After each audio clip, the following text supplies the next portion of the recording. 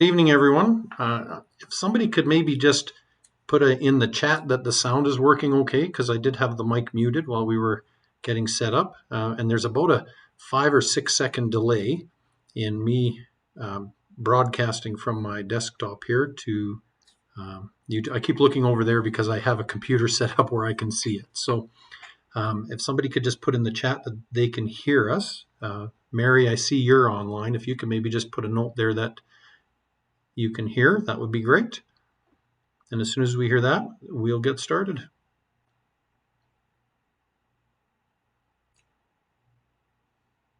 Excellent, thank you. So I'll turn the time over to Principal, Mrs. Kark, and she can start the evening off, and then we'll just go through the presentation that we have. If you have questions, please put them into the chat, and we'll try to keep up with them just as we go so that there's not a whole pile of them right at the very end. All right, thank you. Welcome, everybody. Hopefully we can answer lots of questions that you might have about the back to school. But like Mr. Rogers said, if you've got questions, please throw them in the chat. And when we look like we're looking away, it's because we're just checking this other computer to see the questions. So we'll get started. So just a reminder that we are going with a bit of a staggered start for next week, asking students with the last names A to L to come on Tuesday, and last names M to Z to come on Wednesday, and all of our students to join us on September 3rd. The reason that we decided to do that is just to give our teachers an opportunity to welcome our students back in smaller groups. It's been 5 months and everybody needs some chance to get reacquainted. And it also gives us time to work through some of our new routines and procedures and expectations in smaller groups. This is, of course, optional. If you do need to send your student on a different day, please just let us know and we can work that out. We also realize that some of your households have students who have different last names that might not be coming on the same day. So again, just give myself or Mr. Rogers a call and we can work that out.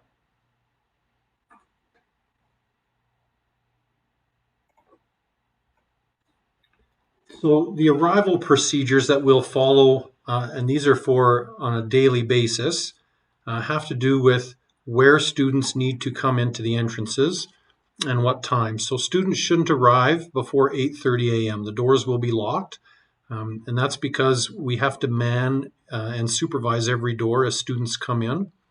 So if you're after the bells rings at 8:45, and so the doors will be locked at 8:45. If you're late, students will need to come to the main entrance and then contact the office via phone, and then somebody will come and open the front doors. So all the doors in the school will be locked during the day, and they will be opened at specific times, so from 8:30 to 8:45 in the morning, and then they will reopen again the last 15 minutes of the lunch hour so that students who have left the campus for lunch can get back in then as well. So one of the big changes for student arrival this year will be that the parent drop-off area has changed. So the pull-through that comes in front of the school actually now will become staff parking. And the gravel lot on the west side of the school where staff have parked in the past will now become the parent drop-off area. So the school maintenance personnel are going to be putting barriers in the middle so it will become a loop. So you'll have to come in on the right-hand side and then come up to the end, loop around, and then exit. And that is to accommodate the grade entrances that we've created to keep our cohorts separate. And we'll talk a little bit about cohorts in a minute. So grade 7, because they have PE in the mornings, first thing, they will arrive to the southwest gymnasium door. And in the next slide, I'll show you a quick map so you know where that is. Grade 8s will arrive to the northwest 400 hallway. Grade 9s will come to the main entrance doors on the west side. Grade 10s enter on the southeast, the 100 hallway. And grade 11 and 12s share the 200 hallway door. So bused and dropped high school students will also come to the main entrance. They'll use the east side of the main entrance. So just for a map, so you have some context there if you're not good with the north and south. So grade 7s will come in right here to the corner of the gym. So there's a sidewalk right in there. They will enter right into that corner of the gym. It will be set up so that wet and muddy shoes can be taken off there. There will be a bit of a holding area. And then one of the classes will have PE. The other class will be going for their daily physical education, and then with their health teacher. So their health teacher will come and pick them up from the gym. Grade 8s will come back into this entrance in the northwest corner. Again, the sidewalk will go all the way around there. That comes in right next to what was our grade 9 classrooms last year. Grade 9s come to the front entrance right here, and then grade 10s down the other end into this hallway, and the grade 11 and 12s right off the student parking lot. So we will allow students to park on this end of the pull-through. Only on the school side. On the school side. So right in here, the angle parking on the outside is left for staff and visitors, and then staff parking up here as well. So we'll just give you a few seconds if anybody has any questions. Again, there's about a 10-second delay from when we speak to when it shows up on the actual YouTube where we can see the comments. So if anybody has any questions, we'll give you a few seconds to ask them.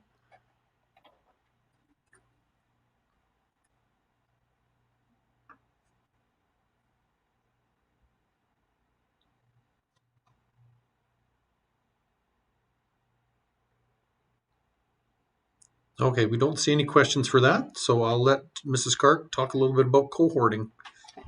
So one of the most important things that we need to do with school starting up is to cohort our students into as small groups as we can. This is really important for contact tracing if there happen to be a case in the school. So in the junior high, the students are going to be cohorted by class for all of their classes, including their CTF options or elective classes. So we have 2 junior high classes at each grade.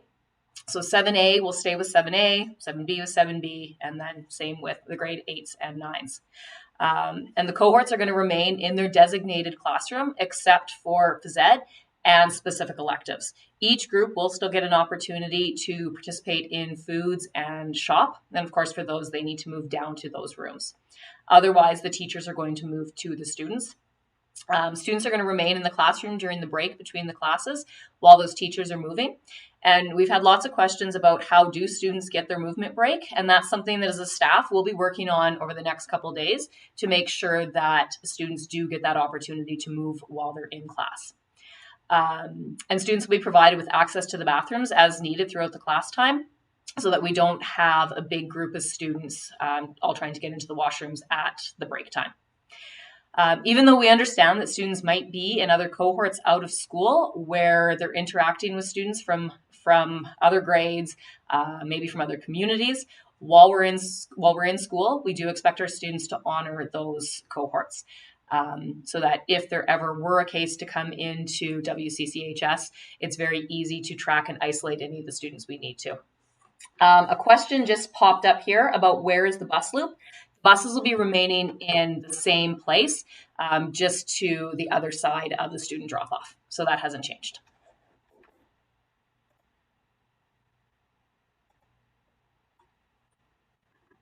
You can go ahead. Okay, so the senior high cohorts are a little bit different than the junior high, and lots of this has to do with the fact that we stream a little differently in high school. So they are cohorted by class whenever possible. The grade 10s are cohorted together as a group for electives, but for all their other classes, they are cohorted by their class. So we've been able to separate them based on the courses that they're taking and create class cohorts. And so they'll be able to function in those cohorted groups except for electives. Grade 10s take their options together.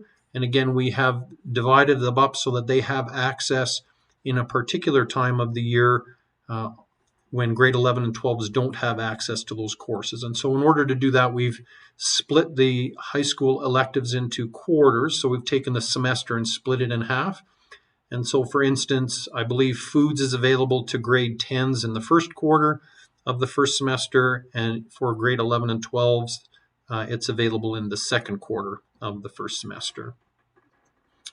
So grade 11 and 12s are cohorted together for electives simply because of numbers, and we're just not able to offer that many sections of the classes that students may need. And when needed for grade 12 student programming, so lots of grade 12 students may not need to have a whole ton of electives, but when they do need to have them, so if they're looking to have Art 30 because they need it for university, then we're able to accommodate them within the grade 11 art class. So similar to junior high, cohorts remain in designated classrooms except for PE and the specific electives, and then teachers will move to those classrooms. Students breaking cohorts to access courses for programming. So this is where one of the differences happens in high school. We may have students that might be out of cycle. So for instance, maybe they didn't do well in a grade 10 class and they need to either repeat it or they want to change levels. So say from going from a -2 to a -1 course. So for programming requirements, where possible, we'll allow high school students to break the cohort rules. But there are specific rules that they'll be required to follow, which means that they will have to enter and exit after the remainder of the class is seated or after the remainder of the class has left, if the class is leaving. And they may be seated in an isolated area of the classroom, so to try to maintain that 2 meters of social distancing, or they may be required to remain masked, depending on which one of those criteria can be met. Now, it's not very likely that we'll be able to create isolated areas with the social distancing of 2 meters in most of our classrooms. Most of our classrooms don't allow that to happen. So again, students will remain in the classroom in high school during the break between classes, and we'll give them access as they need to go to the bathroom and to leave for other issues. And though, again, even though students might be in other cohorts outside of school, we do expect our high school students to honor the school cohorts while they're here. So we have a couple questions popping up about masks, but I think in a slide or two we're going to answer those.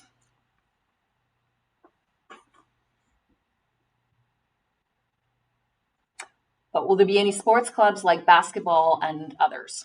So we'll talk about extra and co-curricular activities as well. So very good questions, and we'll make sure we cover that before we're done here. So we'll keep those questions in mind so when we get to those slides, we can address them. So just real quickly, classroom assignments. So there are some changes from what we've done typically here. What we've done is we've tried to take a look at our largest classes and put them in the largest classrooms or our largest spaces. So in order to accommodate our grade 7 classes, which are fair size this year, we've used spaces that typically haven't been classrooms. So our art room, which is room 310 and 312 up here at the top, it has a divider in the center that we can open up, and it actually has space for 28 desks that are pretty much socially distanced in there. 7B, the other grade 7 class, which again has 26 or 27 students in it, we're able to put them into our music room, the former band or drama room. So we've cleared out all the equipment out of there. And again, it's a very large space, allowing us to have those large classes in there, almost meeting the social distance requirements. Grade 8A and 8B will stay where the grade 8 classrooms were last year in room 400 and 402. They are our grade 7 classes from last year and are a little bit smaller in our junior high. And then we've moved our grade 9s, which are around 24, 25 students, into room 507 and 508, which is where our grade 7s were last year. And again, those are based on the number of students in those classes. We've tried to provide those spaces for them. So those are the spaces where the junior high students will stay for the majority of the day. High school students, we've separated them by areas of the hallway. So our grade 10 students are in the 100 hallway. So it's just where all the classrooms are in the 100 numbers. So those 2 classrooms there are where our 2 grade 10 classes will be. Grade 11 classes go up into the 300 hallway. So that would be Mr. Bryson and Miss Scott's rooms from last year. And then our grade 12s will be in room 207 and 209. And those would be the two science lab. That would be Mr. Niebuhr's room, and then a room that was left empty last year.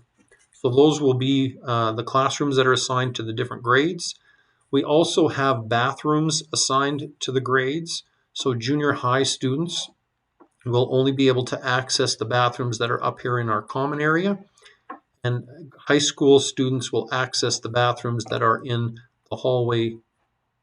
I don't think there are any classroom numbers in there, so we don't have a number to call it, but it's this hallway that runs here. We also, for high school students, just because of the limited number of stalls in these bathrooms, we've assigned high school students the ability to use the large handicap bathroom that is up here in the 100 hallway. Also accessible to students if needed, and to allow distancing when bathrooms may be busy at lunchtime or whatnot. There are two bathrooms that are down here in the staff room hallway. And although most of the time those are reserved for staff, if there is a time where bathrooms students aren't able to socially distance and they do need to access a bathroom, they are able to use those bathrooms in that hallway as well. We just have a couple of questions. Will there be school maps for new students to keep in their binders? Yep, we can definitely provide maps for the students. And just a reminder that any students who are new to WCCHS can go to our school website and book a time slot to come and take a tour on either Thursday or Friday. So that will help out with that as well. And then a question about, will we have option courses for junior high? We will have option courses. They're just going to work a little bit differently, that you'll stay with your homeroom class and you won't get to select the 4 or 5 different options that you'll do throughout the year like you would have in the past. You'll work with a number of different teachers and go through some different options with teachers throughout the year. So you'll still get 6 options in the year. You just won't necessarily get to pick which 6 you're doing because you have to stay with your class. So with junior high, though, there is one time with the electives or the options that you do get to choose. So there is one time during your 6 elective options where you will choose between shop, foods, or one other elective. So there is a little bit of choice with those option classes in junior high, and the other 5 sections when you're taking your options will just be assigned with your cohort. So we've tried to honor a little bit of student choice in there and then allow you as much to be able to access as many options as possible too. And so they're running in 3 per semester, so about 6 weeks per session. There's another question about how are assignments going to work. If they don't get them in, do they automatically lose marks? Thinking more for high school students.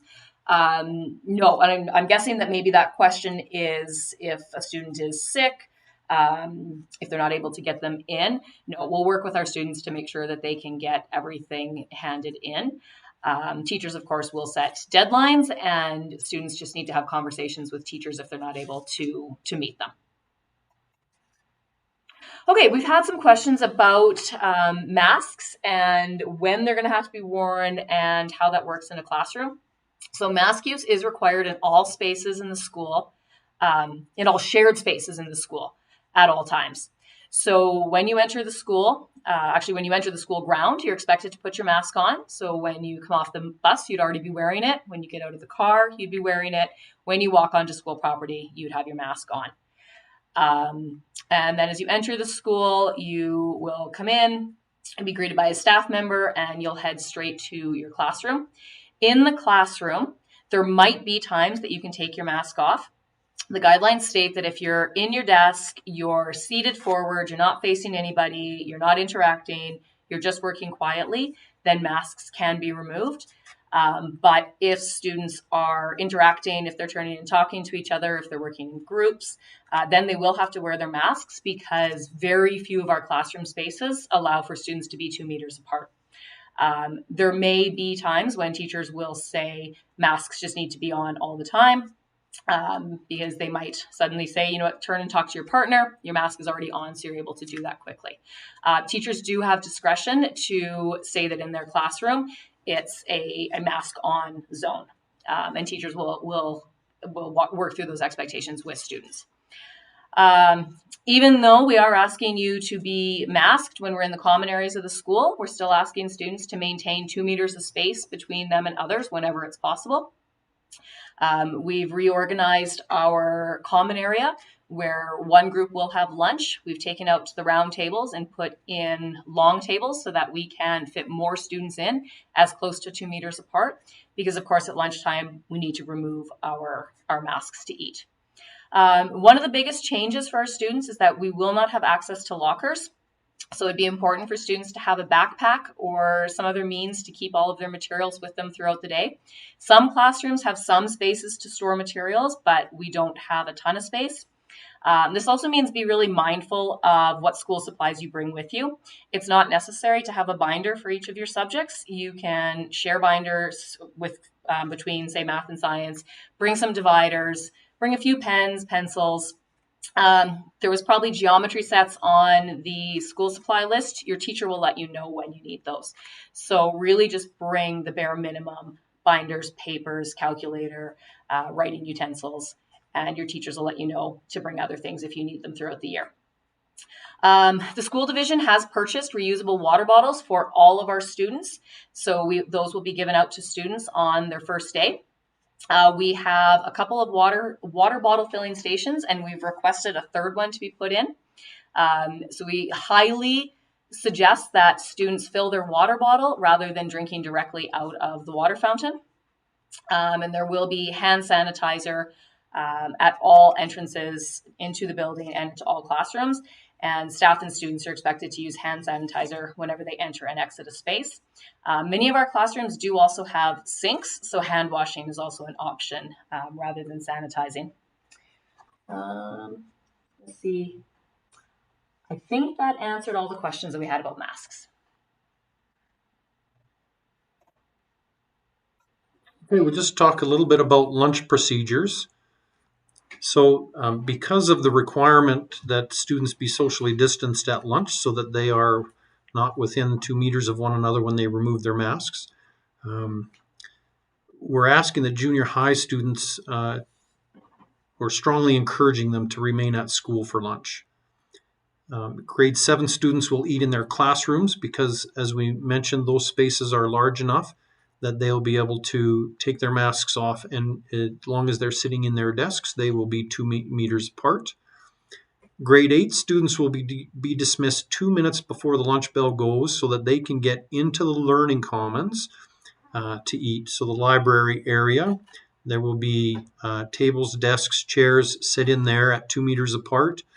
We've measured and we should be able to fit our both grade 8 classes in there socially distanced for lunch. And we'll let them get into that area before grade 9s are dismissed, and they will come and eat in the common area.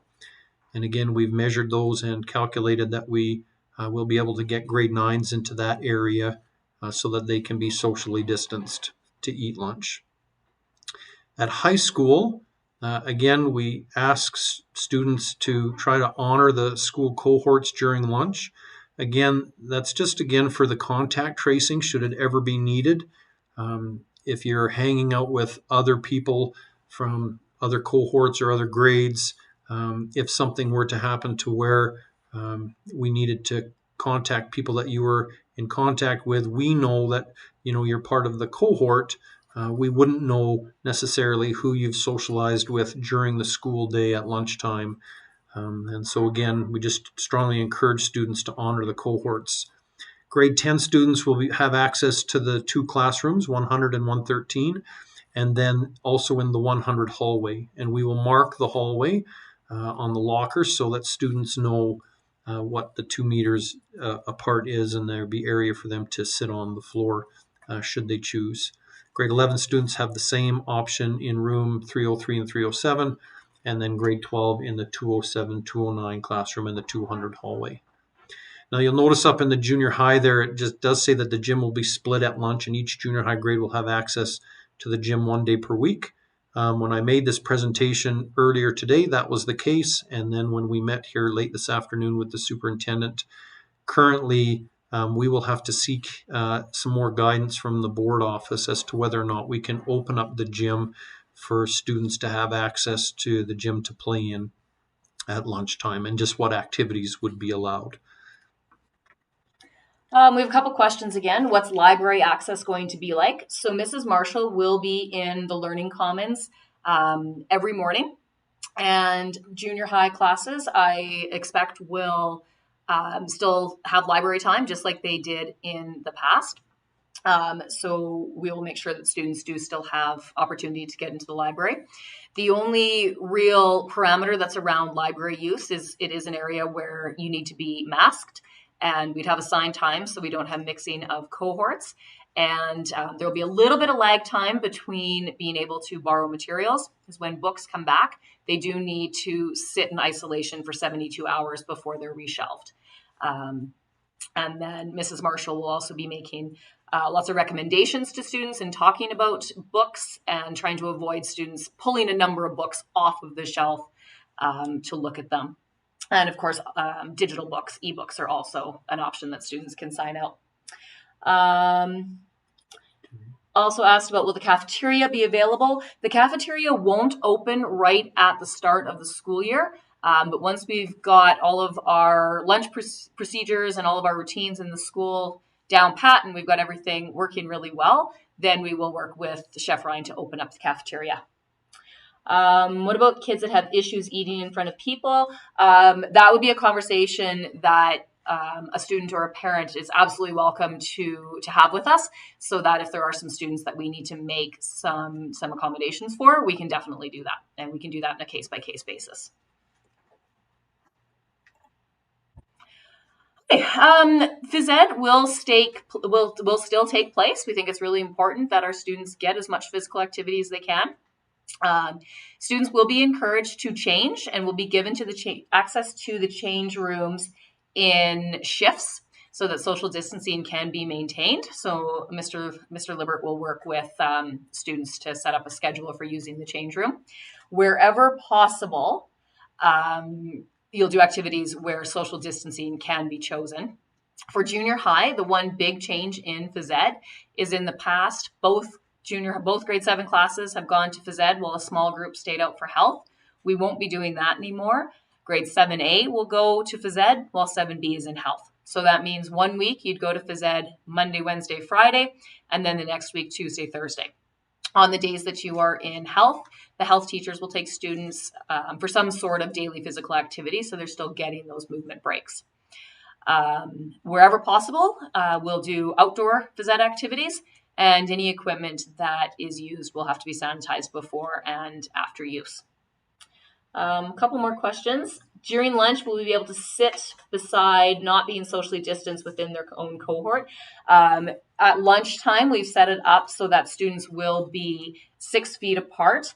And at lunch, that's especially important because that's when you've removed your mask, and that would be more opportunity for saliva and things like that to be flying around between students. So we would still ask that you be 6 feet apart, particularly when those masks are off.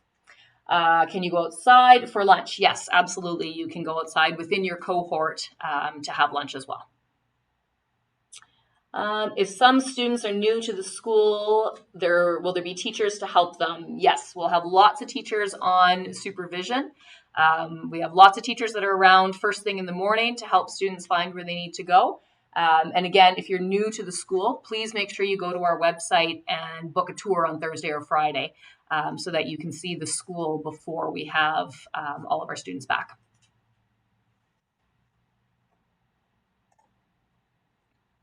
Well, there was a question earlier about extra and co-curricular activities. So the short answer there is currently all extra and co-curricular activities have been suspended. That decision has been made at the school district level right now. They're waiting for more guidance to come from Alberta Health Services as to how any type of co-curricular or extracurricular activities can happen. The difficulty there is, of course, that those activities then end up breaking the cohorts that we've carefully created within the school and all the requirements that we've put in place to keep people within those cohorts only. As soon as we go to extra and co-curricular activities, then those cohorts would automatically mix. So currently in LRSD, those activities have been suspended. And as we get further direction from Alberta Health Services or Alberta Education on how those can function, then that decision will be made at the school district level to provide us with guidance on how we might be able to begin to integrate those activities back into the school here at Willow Creek Comp. There's just a question about phys ed. Do we need to bring gym clothes each day? So each class will get a schedule of when you're doing gym. So 1 week it would be Monday, Wednesday, Friday, and then the next week Tuesday, Thursday. And we'll give you those schedules ahead of time so that you can be prepared and bring your phys ed clothes. So the answer is there. We still would hope that you would change for phys ed, and they just have to change in shifts so that we can remain socially distanced in the change rooms there. So yes, students will need gym strip. Okay, so the procedures for screening students prior to entering the school. This is the responsibility of the parent, guardian, and the student. So we will be sharing out to you a document from Alberta Health Services that goes through all of the symptoms that could be indicators of COVID-19. So it is the expectation that parents and guardians and students will work together to work through that. And the daily screening is extremely important, and keeping any person who has any possibility of COVID-19 out of the school is the most important strategy to keeping students and staff safe at school. So if you have any signs of illness, it's extremely important that you remain home. And in a couple of slides, we'll talk about how long you would need to stay out of the school if you were to have any symptoms. So if we flip to the next slide. Just before we do that, I'll just answer the quick question there about will those activities be able to come back sometime later in the year? We don't really have an answer for that right now, whether or not those extracurricular sports or co-curricular activities will come back this year. People are working hard to find a way to make that work, but we couldn't make any promises as to when or if they will come back this year. So I don't have a better answer for you than we're not sure. And it's not a school decision right now, it's a divisional decision. So this is just a screenshot of the daily screening questions that we ask all students to go through before they come to school. And if your answer is yes to any one of these, then you are required to stay home and to follow further instructions from 811 and from Alberta Health Services.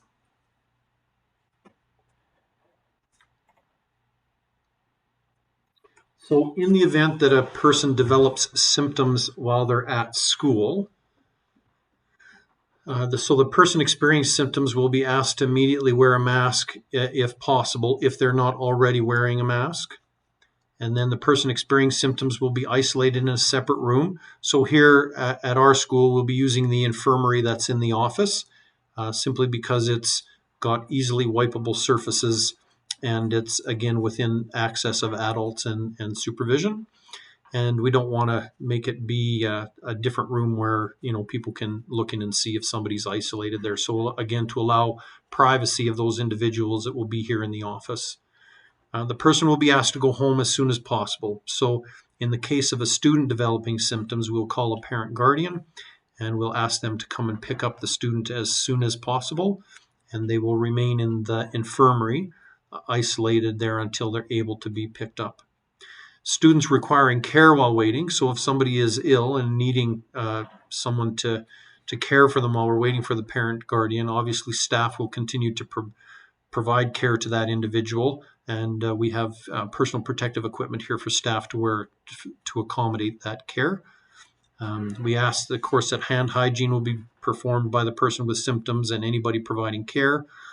Now, all items touched by the person will have to be disinfected. Now, where items can't be disinfected, so textbooks, papers, those things, they will be removed and sealed in a container for 72 hours. And then if the symptomatic person is a student, the school will support learning while the student is at home in isolation. And there is a slide here a little bit later that talks about how long that isolation needs to be in different circumstances. The student will not be required to switch to the district's at-home learning online program as long as their plan is to return to school, when their isolation is over, the classroom teacher will be providing that support just as they would in previous years if somebody was homesick.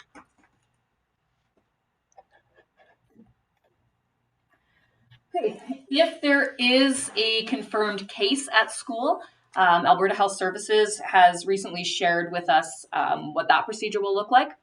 So at school level, myself and Mr. Rogers will be notified by Alberta Health Services if there is a student or a staff member who tests positive for COVID-19.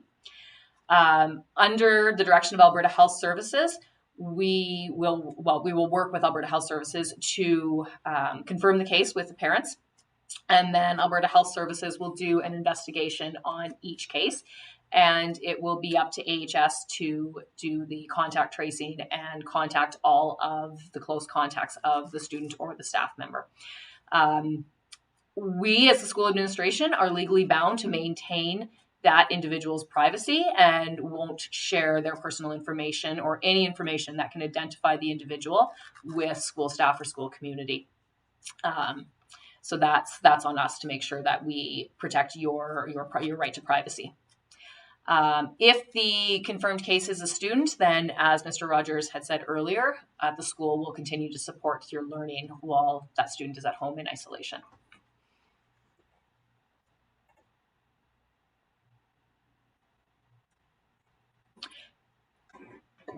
So this chart goes over a little bit about when do staff and students need to isolate and for how long. So they divided into symptomatic and asymptomatic. So if you have symptoms and you go for a COVID-19 test and you test positive, you must legally isolate for a minimum of 10 days or until your symptoms are gone, whichever is the longer of two. So if you hit 10 days and you still have symptoms, you are required to isolate until they are completely gone. If you had close contacts, they would be instructed to quarantine for 14 days from the time that they were interacted with you. If you have symptoms and you go and get a test and it is negative, then you're required to stay home until your symptoms resolve. So if they resolve in less than 10 days and you've had a negative test, then you are able to come back, unless, of course, you were a close contact of somebody who was confirmed. If you're asymptomatic and you go for a test and you test positive, again, you are required to isolate for 10 days from the time that your test was taken. And if you're asymptomatic and you test negative, then you can come right back to the school.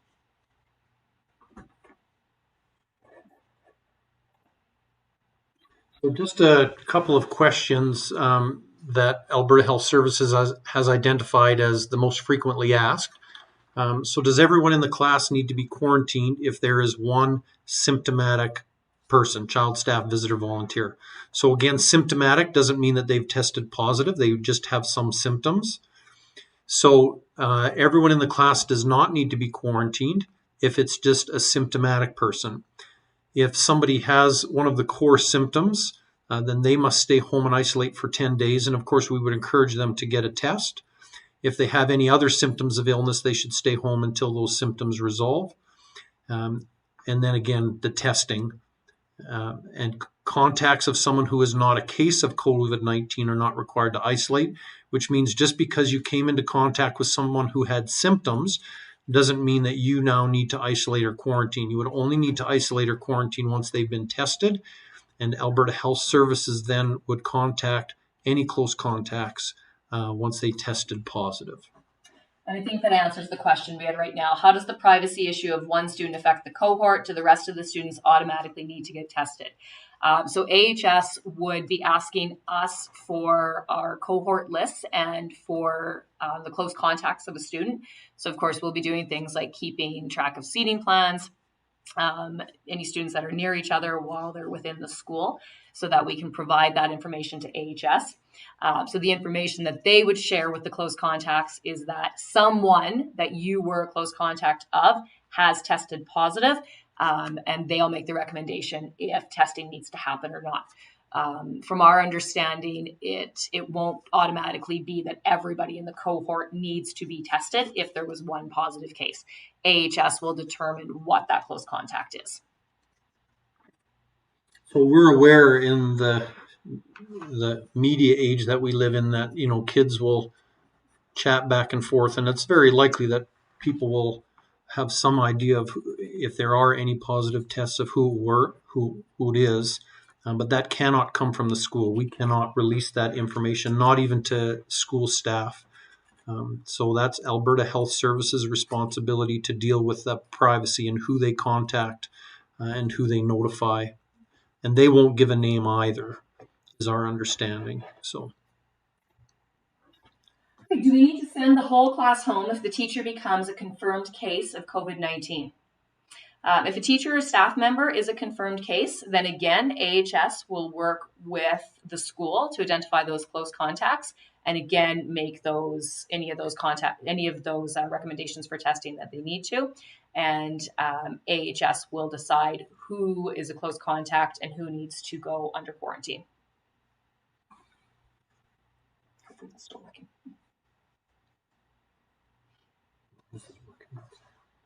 Sorry, the computer that we have it streaming on is stalled on our guest Wi-Fi.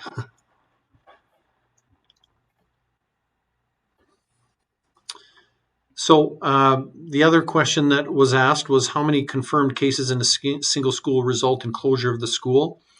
So the short answer to that is specifically that Alberta Health Services makes that decision, and it's likely that a single case that's limited to a single class or group won't cause the school to be closed.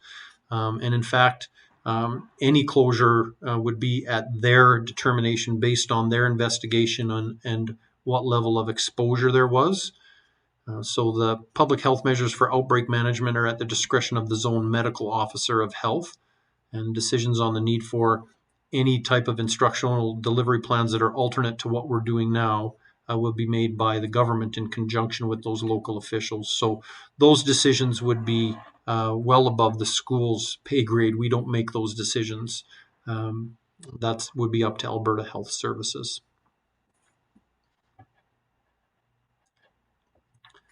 That's it. So we don't have any other formal information to provide. If there are any other questions, we encourage you to please go ahead and ask in the chat.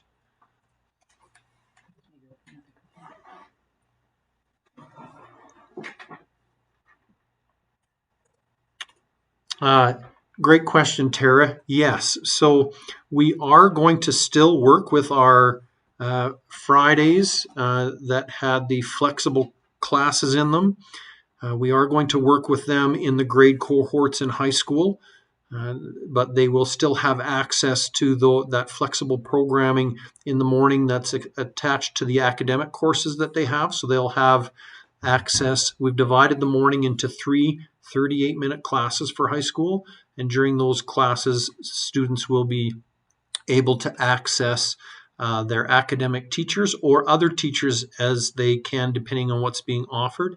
And then in the afternoon on Fridays for high school is the alternate elective courses that are being offered. So again, this actually works well because of the cohorting that we've had to do with the grades. It's limited the access that students may have to some of the electives that they would like to take. So on Friday afternoons in high school, there's a 125-minute block there where students, if they're not able to, say, access foods during the week, they can choose to access foods on Friday afternoons. And those option sections on Friday afternoons are divided into, I believe, did we go 6 weeks or 9 weeks? 9 weeks.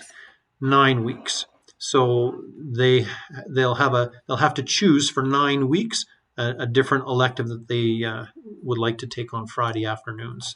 So yeah, at first we thought we might have to scrap the idea of our alternate Friday plans, but we were able to find a way to make it work with the cohorts. So we're going to still go ahead with that. There's also a question, if one person tests positive in a classroom cohort, will the whole class be quarantined? Not necessarily. That's a decision that Alberta Health Services will make when they do their investigation. So as soon as there's a confirmed case, AHS will do an investigation of all the close contacts, recommend who needs to be tested and who needs to quarantine, and then they'll make recommendations back to us.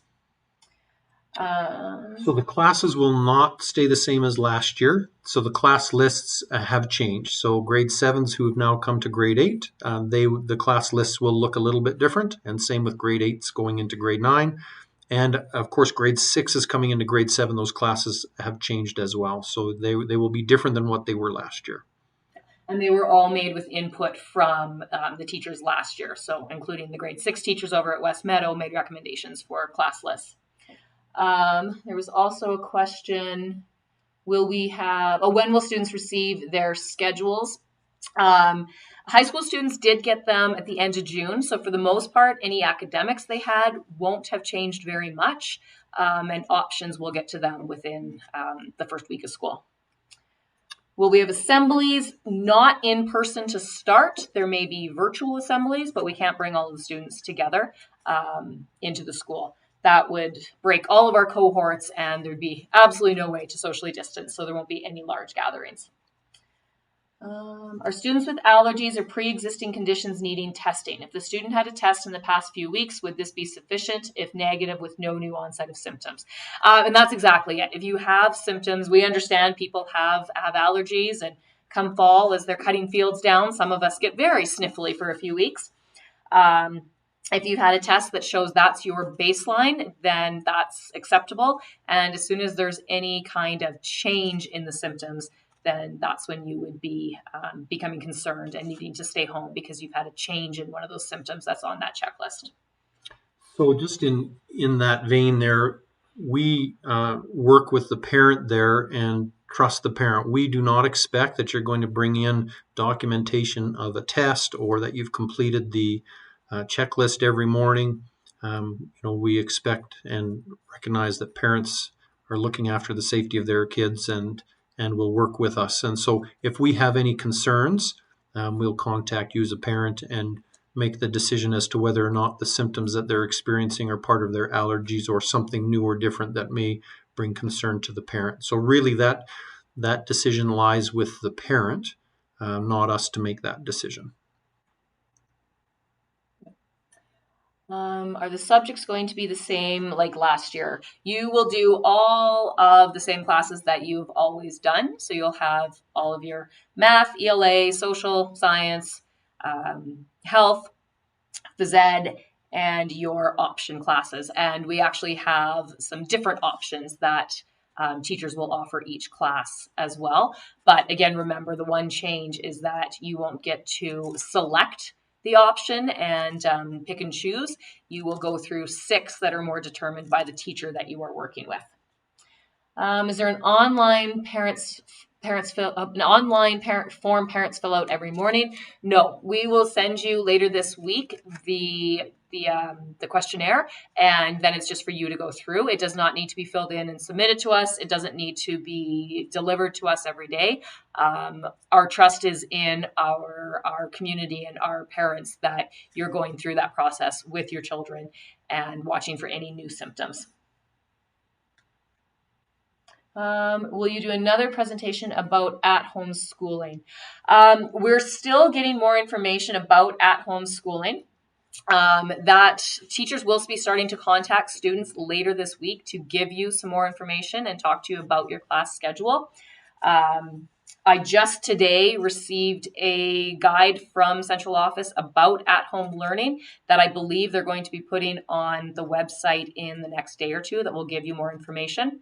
The students who are doing online learning are going to be supported from teachers from across our division. I believe we have approximately 300 students, I think, across the division that are doing online. So teachers from schools all across our division are supporting each other. So that handbook will give you more information. So we can make sure we share that to you when it comes out. So I'll just address the stay late after school. The answer is no to that. So as soon as 3:30 rolls around, students will need to exit the building at their nearest exit. So whatever classroom they're in, which they'll be in their classrooms that they've been assigned to. And so they will leave the same way they came in. And they do need to leave as soon as the bell rings and can't linger within the school. Even staff have some limitations on how late they can stay and where they can stay, just so that cleaning can be done And once they've cleaned an area, then they know that it's been disinfected for the start of the next day, and so they don't want people in and out of those areas. So no, students will need to leave school right at 3:30. And if extra and co-curricular activities return at some point, then of course that policy would change. But for right now, it would be right at 3:30. Students need to exit the building. There's just a question about if people are anxious about eating in the cafeteria. So again, that would be an individual conversation that parents and students would have with us, so that we can make sure we've got students in places that they feel comfortable. How can we change if we said we wanted to do online school but are wanting to go to school physically? You should have received a letter today to parent emails asking you to confirm your choice of in-person or online schooling.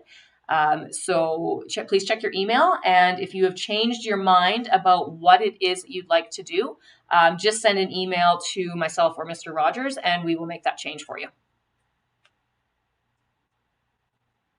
So we'll give it maybe just a couple of more minutes here.